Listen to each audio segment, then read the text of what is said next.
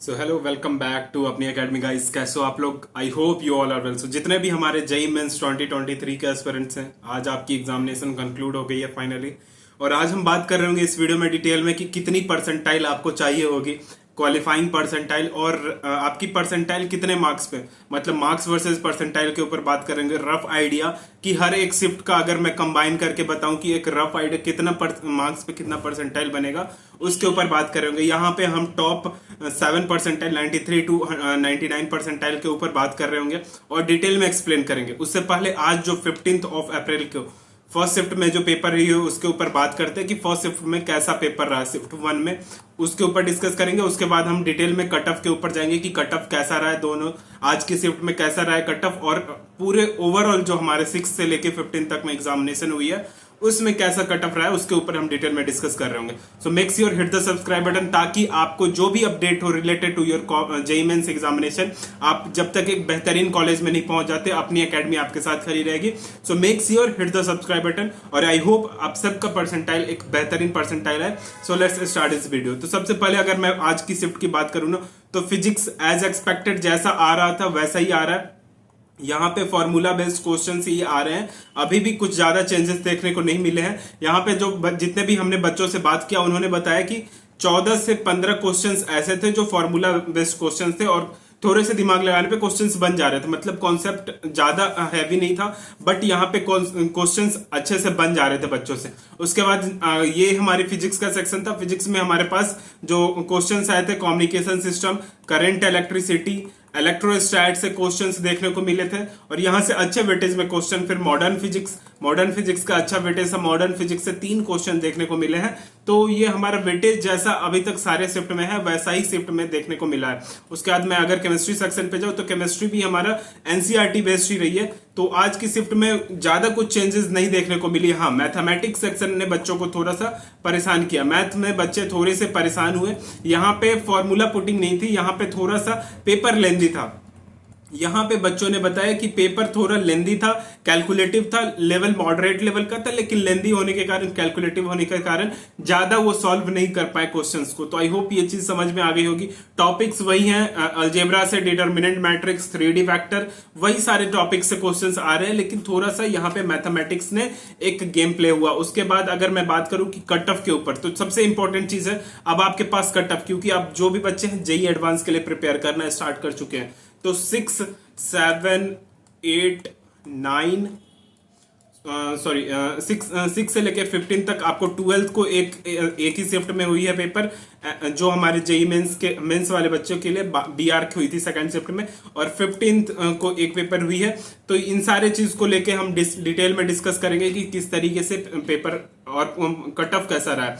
तो cut off के ऊपर डिस्कस करने से पहले जितने भी बच्चे हैं, make sure hit the subscribe button, ताकि आपको सारी अपडेट मिलती रहे। तो कट ऑफ में अगर मैं बात करूं 99 परसेंटाइल ओवरऑल सारे पेपर को मिला के मैं बोलता हूं कि 99 परसेंटाइल अगर आप देख रहे हो, तो 99 परसेंटाइल के लिए आप अगर स्कोर कर रहे होगे 180 से लेके 190, या सम केस में ये 195 भी हो सकता है, इसके बीच में स्कोर कर रहे होगे तो आपकी 99 परसेंटाइल की अप्रोक्स बन रही होगी।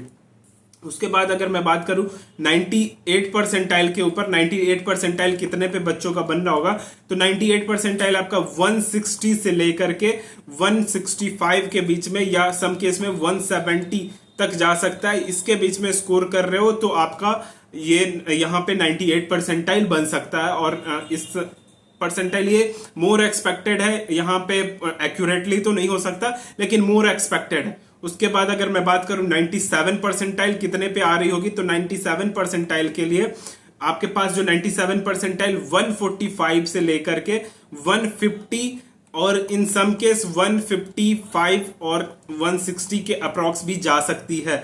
इन सम केस 97 परसेंटाइल, क्योंकि कुछ शिफ्ट में ऐसे पेपर्स थे जहां पे थोड़े से कट ऑफ इंक्रीज हो सकती है। तो 145 से लेके 150, 155 के बीच में अगर कोई बच्चा है तो 97 परसेंटाइल एक्सपेक्ट कर सकता है। उसके बाद अगर मैं बात करूं 96 परसेंटाइल के ऊपर, 96 परसेंटाइल आप एक्सपेक्ट कर रहे होगे 115 से लेकर के 125 और 130 के बीच में स्कोर कर रहे होगे आप 96 परसेंटाइल। और 96 परसेंटाइल के ऊपर अगर के बाद मैं बात करूं तो 95 परसेंटाइल आप स्कोर कर रहे होगे वेट 105 से लेकर के अगर कोई बच्चा 110 और 115 के बीच में है तो वो एक 95 परसेंटाइल स्कोर कर रहा होगा। उसके बाद अगर मैं बात करूं कि 94 परसेंटाइल के ऊपर 94, मैं अभी फिर से बता देता हूं कि ये मोर एक्यूरेट है। यहाँ पे डायरेक्ट ऐसा ही परसेंटाइल नहीं दिखेगा, लेकिन हम एक्सपेक्ट कर रहे हैं कि इस तरीके का परसेंटाइल होगा। तो 94 परसेंटाइल, जो बच्चे 94 परसेंटाइल देख रहे हैं तो उनका स्कोर अगर वो 100 से लेकर के 105 और 107 के बीच में है तो उनका स्कोर 94 परसेंटाइल के बीच में बन रहा होगा। वही अगर मैं बात करूं 93 परसेंटाइल वाले बच्चों के लिए, 93 परसेंटाइल अगर कोई बच्चा स्कोर कर रहा है तो 93 परसेंटाइल वो बच्चा स्कोर कर रहा होगा 90 नंबर से लेकर के 100 और 105 के बीच में स्कोर कर रहा होगा, सम पेपर्स के बीच में।